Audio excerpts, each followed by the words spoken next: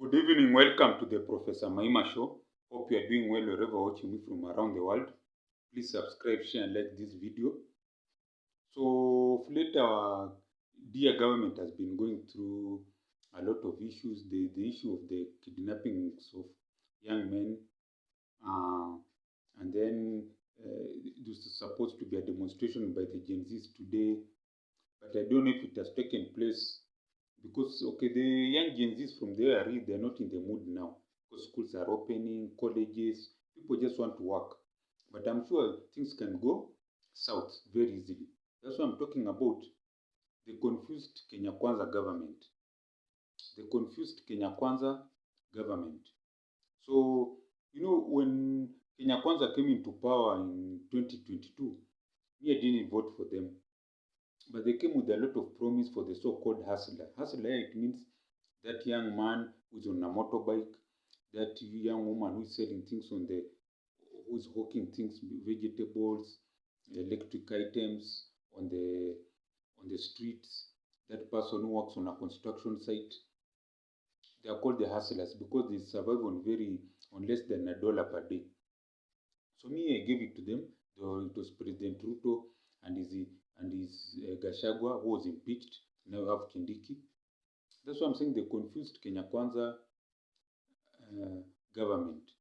Because after a while, these people have proven they don't have an idea how to run a country. They thought life is going to be easy. They're just going to tax people and do development. But the taxes that are collected in a country are used. So the government usually even doesn't have money in the coffers because it's money in, money out. I told you money is cyclic. No one owns money. If you are keeping money in the bank, after 2 years it loses value. What you would buy for 1,000 shillings in the year 2020, if you go to the year 2025, you cannot even buy I don't know what, even 4 items. Maybe in 2020 you buy 10 items. In 2025 you buy 5 items. In 2030 you may only buy one thing or two. You understand? That's what I'm saying. They confused Kenya Kwanza government. They had no idea how to run a country. They didn't know that a country is production. Let's do benchmarking. We should start with countries like South America. I don't know, Peru. I don't know, Brazil. They have production. What production is Kenya doing? When you got independence, we are benchmarking with the tiger nations, South Korea, Sri Lanka, Indonesia. No, you cannot benchmark them. This country was seeing another documentary there. They're on another level. They're into artificial intelligence, they're into robots. Us, we're just celebrating that people, what was the word? That people can afford to buy maize. Yes, because it's cheap. So that means someone who's doing farming maize may switch to something else. It means that now farming is not it's not productive, it's not profitable. That's why things are cheap, and we should not be celebrating that. I was hoping the president would be saying we have increased salaries for certain civil servants by over 100,000 or 10,000. Okay, by over 100,000. We're opening factories from in this county, in that county, to create more jobs for the young Gen Zs. We're convincing these young men to use the internet because now jobs are online. Days of physical jobs are going and reducing. But here in Kenya's education system, I call it the password education system, has programmed our people to be job seekers, not job creators. This is why I'm saying the confused Kenya Kwanza government. They should have come up with a roadmap of making Kenya a production country.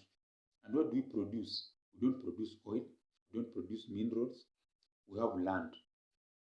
So the first order of business have been how can we do farming year all round instead of just depending on rain. That's what I'm saying. Kenya is a comedy show. Can you believe in 2023 there was a prayer here in this stadium to pray for rains? We do know this climate change. Scientists know that. Even the president as a scientist knows that rains, because of climate change, the rains are unpredictable, and when they rain so hard, El Nino, they destroy everything. I would have thought he would have gotten his fellow scientists from these universities which are about to close because of poor funding, and created drainage, a way of capturing rainwater when it floods, so that we do rainwater harvesting through drainage system. I'm not a scientist, but I'm imagining that it starts with the drainage system in cities. Water is collected and then is cleaned for home use and for irrigation all around. And then also in those areas that people, arid areas, we do reclamation through the irrigation, uh, through water harvesting. So we have scientists, they can offer solutions.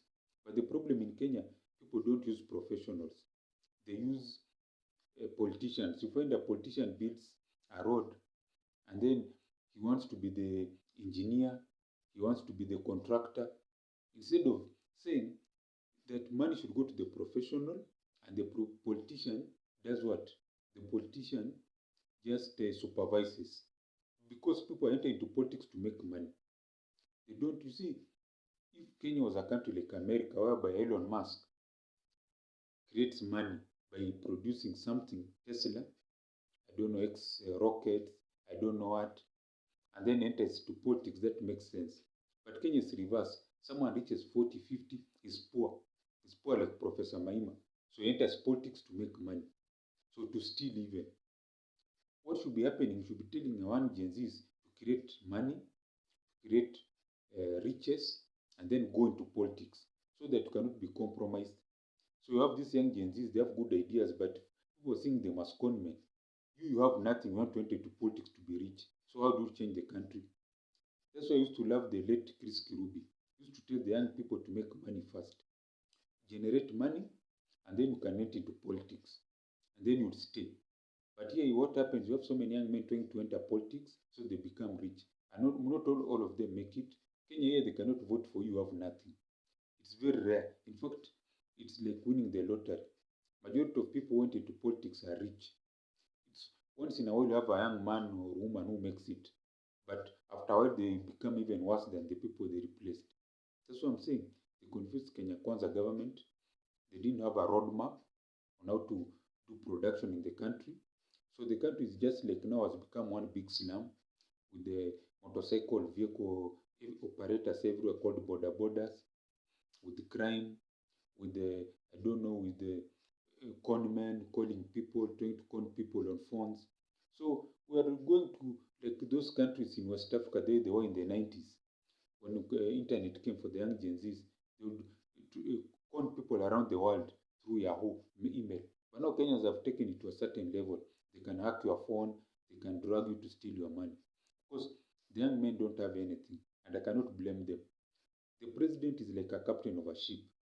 If he sees the icebergs, the country survives. If he doesn't see them, the country collapses or what capsizes, sinks like the way the Titanic sank. A big ship that was unsinkable, but it sank because of poor captain, isn't it? So the confused Kenya Kwanza government, I don't know, has to have an agenda. And the agenda is not kidnapping young men and women. The agenda should be creating jobs for these young Gen Zs, creating an environment for investors, encouraging young men to go online, to do good content online, and things like that. That's what we're talking about. Yes. So this is the Professor Maima show. I want to pray for you who's watching me that you have a long life and your dreams become reality and you become rich and prosperous, not only you, your children, grandchildren, and all your generations. Also pray for myself to be rich and prosperous. Pray for our country, Kenya, to have good direction, to be peaceful, and to present people with opportunities for prosperity. Those are my prayers. Amen. And I just want to urge you to keep on supporting our channel, because as we continue sharing ideas, that's when our country will move on. Because any country is all about ideas. You see this, I've always talked about this person, he's called Abel Mutua. He did his channel, he started on a stool. These days he's having auditoriums full of thousands of his followers or attendees. Even the people who don't follow him on YouTube, they attend. Because it's the idea that matters. So that we change the country in ideas. One person can have an idea that can change Kenya, so that we have a proactive government, not a reactive government. As I always say, kwaheri ya kuonana, kwaheri.